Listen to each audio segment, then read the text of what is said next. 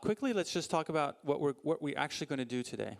I'll start with the end. At the end of today, at 5 p.m., we actually have Centigrade, which is going, the CTO of Centigrade, which is a carbon tokenization platform built on the XRPL, is going to come talk about their entrepreneur journey. They're going to come talk. They were in your shoes not too long ago, and they built this company. And so they've just gone through the cycle, and they're going to explain to us why they chose the XRP Ledger, but also more importantly, why are they building on blockchain, what their journey is, and it's a really great opportunity. It's usually a really fun. These are really fun sessions. So we're very lucky to have like this an experienced developer come and talk about what it is to actually build a real project and bring it to market on the chain. So that's going to be at the end of the day. This morning, we're going to basically go through an introduction to blockchain. What is a blockchain? And then we're going to quickly start by putting a few transactions on chain and see how this thing actually works and is live. I'm going to talk about, present briefly some of the specificities of the XRP Ledger, and then we're going to jump in and put some transactions on chain. And then when we come back this afternoon, we will go through the issuance of a token. So most projects on chain will want to manipulate a token, and a lot of projects will want to issue their own token. A token can represent a lot of things for your users. It can represent a store of value. It can represent something that your users will use inside your project. And so being able to issue this token, be able to manage its liquidity, so to make sure the token is available to your users when they need to purchase more users. For instance, if you have any kind of service and it's paid for with your token, they need to be able to purchase the token before they can use your service. And so we'll go through, all of us will create our own tokens, and then we will be swapping each other's tokens, and we'll have a little bit of a competition in terms of like who can get the most tokens from everybody else, right? So whoever can get the most tokens. We have a little activity to do that, and a little app that allows us to do this. But we will literally go through all the motions of creating a token from scratch, creating what we call a liquidity pool, which is essentially a market for your token, and then exchanging the token with other users in the room. So it's a pretty ambitious program for today, agenda for today. The first part is going to be sort of slow moving. We're going to get all acquainted with the technology, and then we're going to pick up the pace as we go throughout the day. All of this, all these sessions today are going to be done on the XRP Ledger. Tomorrow, we're going to dive in the EVM part. And so there's an EVM chain that is linked to the XRPL, which has XRP as its main token. And we're going to show you how to publish a smart contract on chain, create an actual full-fledged banking app where you can create deposits, lending, all of that on the EVM. And then we'll show you how to bridge. And then bridging means like going from one chain to another, which is a huge, a huge issue in our ecosystem, a huge problem space. And then we'll show you how to go from one chain to another and actually transfer tokens and so on and so forth. So that's for tomorrow. But for right now, we're just going to basically start with an introduction to blockchain. And I'm going to just say that we're going to I'll do this introduction, and then we'll take a short break, and we'll come back for the coding session where we'll actually start doing the transactions. And I'll talk a little bit, at the beginning of that session, I'll talk a little bit about the XRP Ledger, and then we'll dive into some code. Everything that I talk about today, this presentation, all the resources that we share, they will be available on a GitHub. I'll share the link of that GitHub in a minute. Okay, so you don't need to take any notes or anything like that if you don't want to. You'll literally have access to everything that's on the screen. So we're going to start with some blockchain key concepts. It starts with what is a blockchain. fundamentally, what is a blockchain? Let me ask around the room. What is a blockchain? If you had to define it, how would you define it? I'm curious. A database. Online database. Okay, that's a good one. Anybody else? Any specific, I mean, is it, what's the difference between a Postgres database and a blockchain? At its core, yeah, you want to go again? Public, okay. So I like that because, yeah? It's an immutable database. Immutable is an important word. And it has sets of transactions that link to the previous sets of transactions throughout history. Right.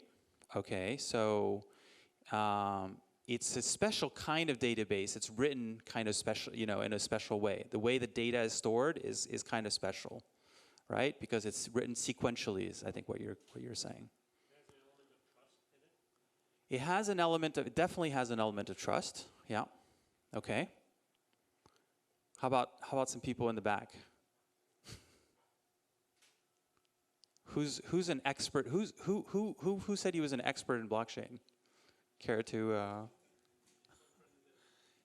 decentralized? Yeah. Okay. All right. First of all, it's a shared database. At the very, very basic level, it's a database that is going to be used by many, many people.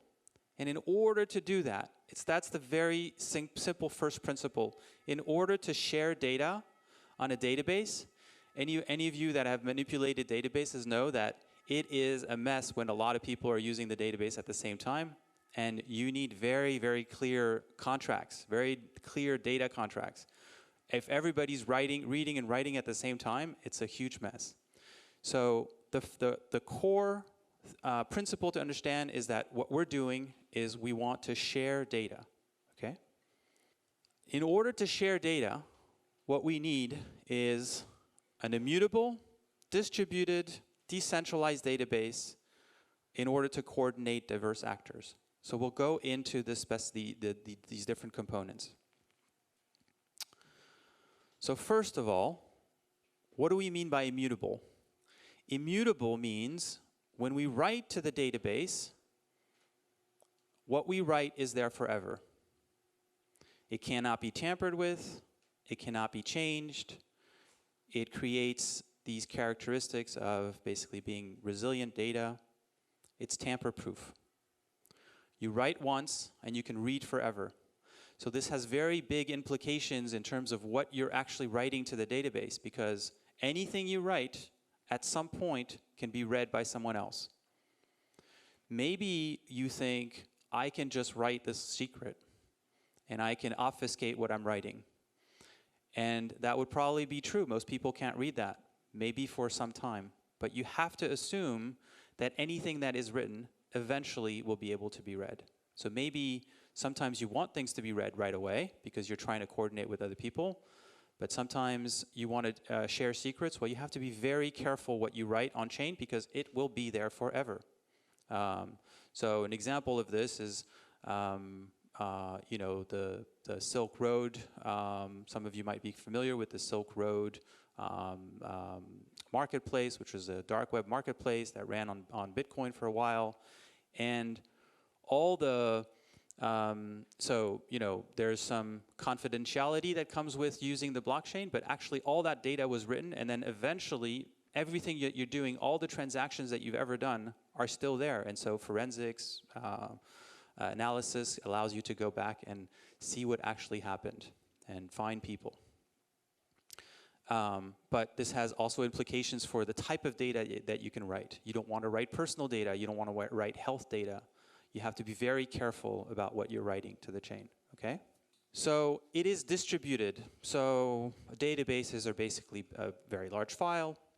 In the case of the XRP Ledger, that file is about 30 terabytes. And we make a copy of this file over many, many computers. And we do this because once we've done that, you can't delete one copy. You can't delete the database. We're trying to make as many copies as necessary so that it is censorship, what we call censorship resistant. So we're taking taking a copy of the data, copying it over many, many, many computers. So it gives it this really cool property of being censorship resistant. No one person can delete all the copies. It's very difficult, especially if it's well distributed, as is the case for modern public blockchains. But the other implication is that this requires significant infrastructure. So whenever you're writing data to a chain, it's going to require all these other computers to share it and to make copies, which requires significant infrastructure and which adds a lot of overhead in terms of using the data, right? Because it takes time to propagate the data. It takes time to do all these things. And so it's not going to be as fast, because of this, it's not going to be as fast, for instance, as another type of database. But we like the fact that it's censorship resistant because we're sharing this data and we don't want other people to delete it, right? And probably the most important one is this idea of decentralization. What do we mean by decentralization?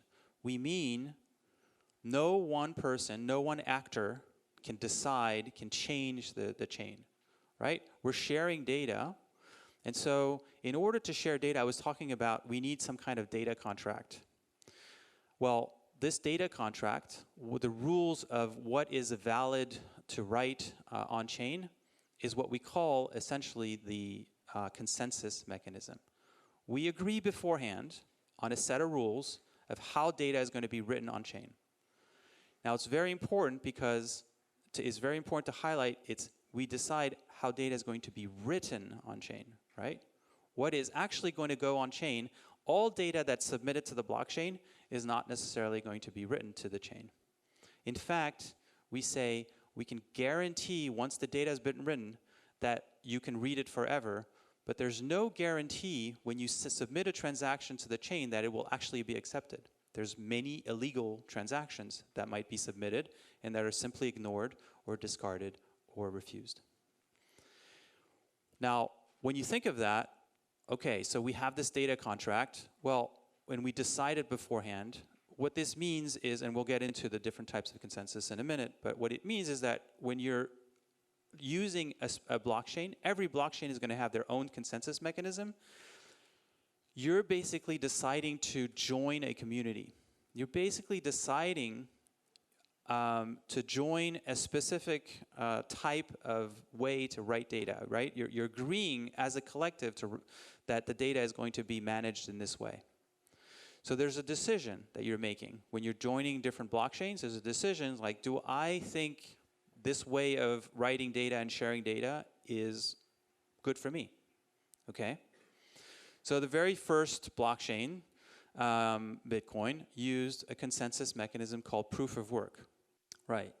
So proof of work is basically you have to find a very, very long prime number. And it's a very hard problem.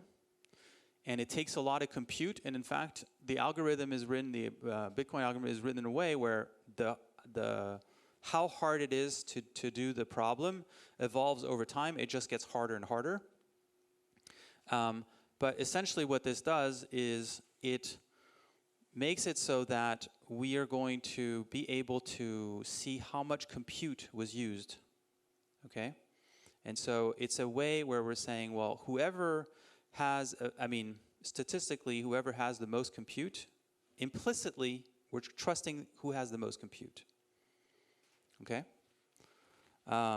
So we trust the process, we trust the compute, and we're able to, and it's very difficult to know, who is actually going to be the next person writing the block. Whoever finds the solution first gets the block, gets the reward, gets to write the block for everybody else. It's hard to know who that person is going to be, provided compute is distributed. Okay? Provided compute is distributed. If all the compute is in one place, that doesn't work. Compute has to be very well distributed. That's proof of work. Proof of stake is quite different because proof of work is very expensive. It requires all these computers around the world to be working on this really hard problem, all of them at the same time, and eventually only one of them finds the solution. We're only using the first to find the solution, we're only using that solution. So very early on, and we'll see this when I talk a little bit about the history of the XRP Ledger, but very early on, this was a major issue. Already identified, even when it was just starting. you could see, oh my God, we're using all this compute to do this, to share this data, right? It's a shared database. So people thought of a different mechanism. Another mechanism is proof of stake. So it's replacing this implicit trust in who has the most compute, replacing trust in compute with trust in the holders. The holders of the, let's say, so every blockchain is its own little universe, has its own system of value, has its own main token. So the stakeholders in that chain, they have a huge incentive not to break things and not to cheat and not to lie, okay? Because if they lie, then the chain is worthless, right? If you can cheat, if a chain where you could cheat would not be very useful. And so this idea of proof of stake is, okay, well, let's push that to its limit, and let's say, okay, if you're a holder, then we'll assume that you won't cheat, because if you do cheat and we found out you cheat later, remember all the data as tamper-proof is written, you can literally go back and say, hey, this is where you cheated, then you'll lose your assets. So it's a protocol that basically takes advantage of this implicit trust in the fact that if you're holder of the token, you will not break the system. There's a lot of different types of consensus mechanisms. Solana, for instance, uses a consensus mechanism around time. People agree on time, and the miners are designed or designated beforehand, and this allows for very, very short block times, for instance. These implicitly all trust different types of mechanism. Compute, the fact that holders are not going to cheat, the fact that time is something that we can all calculate and synchronize on. In the case of the XRP Ledger, we use a consensus called proof of association. Proof of association is, instead of implicitly trusting these things like compute and holders and so on and so forth, we explicitly trust a list of validators. We know who they are. We know that we make sure that they're independent. Everybody can verify who they are. And we basically distribute the risk, but we have an explicit list of the people we trust. It's distributed in the sense that, it's decentralized in the sense that there's usually between 30 and 50 of the validators on the main list. And the entire network agrees to trust these validators to run consensus properly. So the advantage is explicitly we know who we rely on. So every node operator decides who he trusts, and there's a lot of different people you can trust. And it makes it very, very efficient in terms of power usage and so on and so forth, because you don't have all this heavy computation going on and all these calculations happening. Okay. What's important to remember is whichever blockchain you choose you're working on, you have to think about how the consensus mechanism is built, because that's what guarantees that the data that you're sharing is going to be true, verified in a proper way, okay? Okay, we said it earlier, it's a database. It's a database, it's a special kind of database because data is written sequentially. When we write data we add a block. And each block is linked to the block before. What this means is that while this mechanism ensures that it's tamper-proof, that you can't change history because every block is linked to the previous one, if you want to go back in time and see something that happened, you're not going to necessarily be able to read that very easily. I have to go through if I'm interested in all the transactions in a block for a given account, I might have to go back to the beginning of time, read every single block to know what happened. This is why we create what we call indexers or sequencers, which basically go and manipulate the data, take the data and organize it in a way that we can use it more quickly. This is not directly part of the blockchain itself. These are external services that people use in their apps all the time, because, I mean, they might usually even integrate them because otherwise it's very long to write, to read data from the chain, okay? You guys familiar, computer science guys, you familiar with what an event store is? The idea, sequential databases, another way to say that is event databases. They come through as new, as time goes by, you can see the transactions that happen, okay? And so then you reread, so event stores, you read only the events you're interested in, but you have to sort of scan all the events to come up with and rebuild your aggregate objects. So all of this, we're doing all of this, well, to coordinate diverse actors. If we did this and at the end of the day it was just one user, one company that was using this thing, it probably wouldn't make all that much sense, because there's faster, more efficient ways to share data if you control if the authority is controlled. If you're completely trusting of the way the data is written within you, and you're trusting all the agents in your organization, you don't need a blockchain really. You need a blockchain if you need trust, if you need to create trust with people that you don't control, people that you don't have agency over. Okay, so we're coordinating diverse actors, and the advantage of having a blockchain, putting a blockchain in the middle of some of these complex processes, is that everybody is one stop away from blockchain. Everybody can coordinate directly using the data. Sometimes I remember building web apps, 20 years ago, and it's this idea that all my apps are going to just synchronize with the database, coordinate with the database, and whatever data is on the database, I have many different apps, and people are like, my mentors were like, you can't do that. Don't ever do that.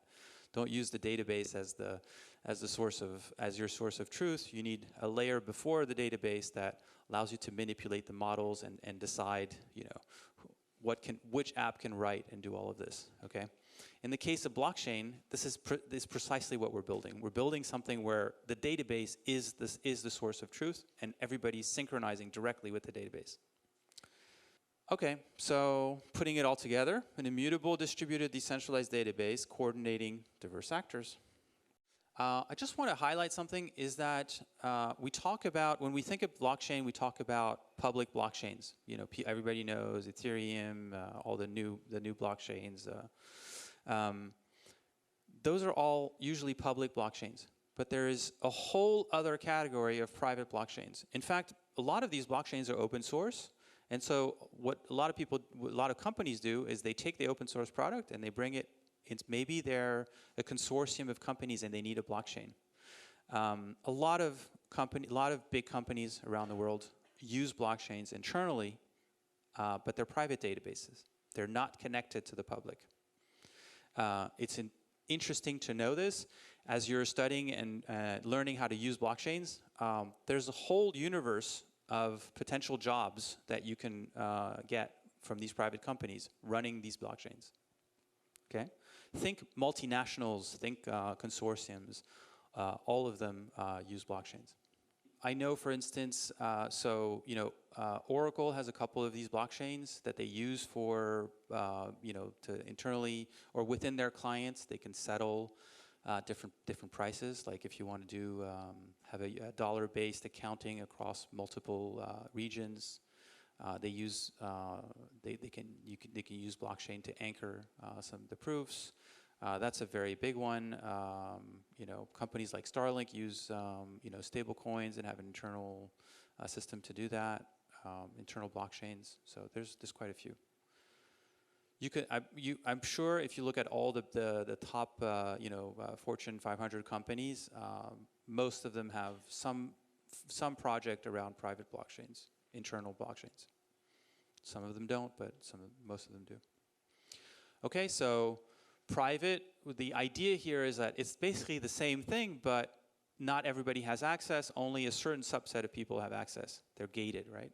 And private, the public ones, on the other hand, are completely open to anyone. Now, completely open to anyone, a lot of the new blockchains are built around also a form of only having, specializing for certain types of users. But public blockchains are great for, public services, governance, audits, and proofs that can be shared with, that need to be shared with, you know, when you're putting the data there, you don't necessarily know who the end user is going to be. How is all this possible? Well, all of this basically comes from a very simple a first principle algorithm called the hash function. So a hash function is essentially, it takes a random length input, and then it breaks it down, transforms it all the way down to a fixed size string. And one of the properties of the hash, so there's many different types of hash algorithms. One of the properties that we use, one of the hash algorithms that we use has this property where if you only change a very small, if you only change a comma in the input, it could be very large input, but if you only change a comma, the output might change dramatically. In fact, you don't know, there's no correlation between how much the input has changed and how much the output has changed, making it very difficult basically to go from the hash back to the data. So you have a piece of data, you can hash it, and you always get the same thing. So that's how most of the mechanisms in blockchain are created. Right? It's a very simple mechanism.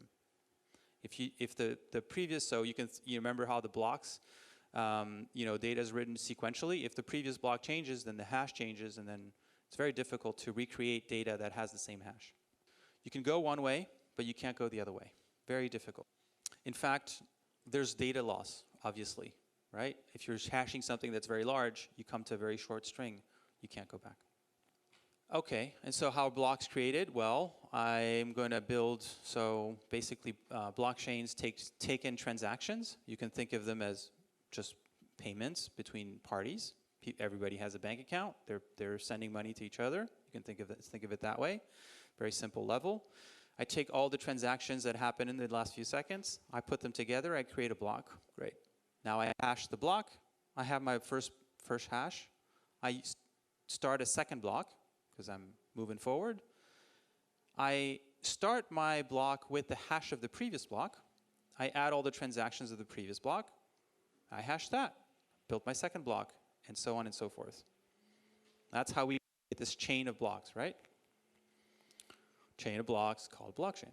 Okay, should be pretty obvious by now. And then we use a more advanced type of hashing algorithm, but it's essentially a type of hashing algorithm, which is this, which is basically this the signing algorithm. So what this has is basically, it has two components. One public key. I'm going to try to keep this high level, but so we have one component that is public, one component that is private. You can think of the public component as your address and your identifier, and you can think of the private component as your secret. What you can do with this algorithm is you can sign a transaction using your secret, which you never share with anybody. And someone else can come and just having your public key, just knowing your identifier, can verify that actually you have the private key and you signed it. So they know that you are the owner of the private key. This is why when we talk about managing your private key, this is, you know, you want to keep your secret because, you know, that's what basically allows you to prove that it is you, that you control this identifier. What it also allows you to do is it allows you, if you know someone's public key, you can sign a message that only that person can read with his private key. Okay, so I can sign a message, scenario one, I can sign a message, a transaction. Anybody can verify that I own the private key without seeing the private key, just looking at my public identifier, my public key, and they know that I have the private key. Scenario two, I can sign a message for a specific person that only that person can read with his private key. So it's a pretty cool algorithm when you think about it. That's basically the foundation of all the cryptography that's happening on blockchain. Okay, all the things that we're doing on blockchains when we're creating proofs, this is using this mechanism, either the first or the second version. What you can just remember is that basically it's an identifier and a secret, a Swiss bank account and a code, a secret code. It allows you to do all the things. Yeah, when we come back, I'm going to be using, on screen, I'm going to be using Replit. You guys are welcome. If you have Node set up already on your computer, you can just use it as is. If not, very simple. You can create a free account on Replit, and we can do everything in there. And I'll show you how to get started. That'll be I'll walk you through how to set up your environment there. What's nice about this is it literally just takes 2 minutes, and then you're all set up, and you don't have to worry about dependencies or weird things that are happening. All right, I think this is time for a little break, and then we'll come back and do the next session.